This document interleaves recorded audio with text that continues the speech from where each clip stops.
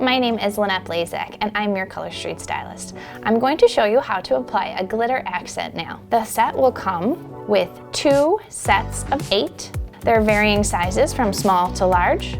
They are also varying on which end you apply. This one is a slightly narrower and this one is slightly wider. So the first thing you want to do is to prep your nails. Wash your hands.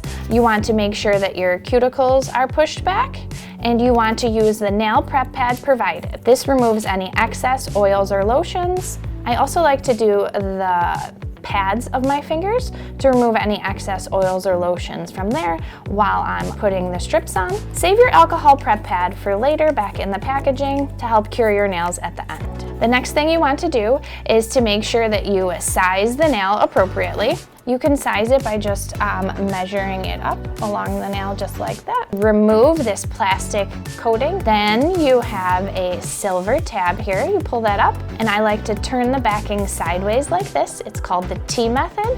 Then you're gonna make sure to apply the nail. You want to make sure that it is not on your skin or not on top of your cuticle.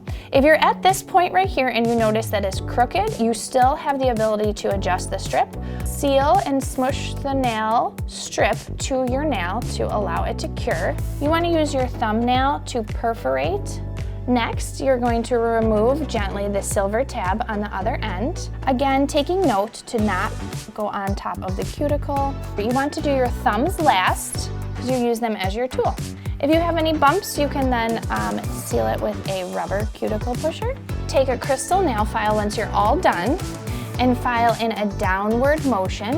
After your nails are applied, you'll go back over the strip with your alcohol prep pad from the beginning, and there you have it, a glitter accent nail. Easy peasy. Make sure you subscribe and don't forget to check out my other videos.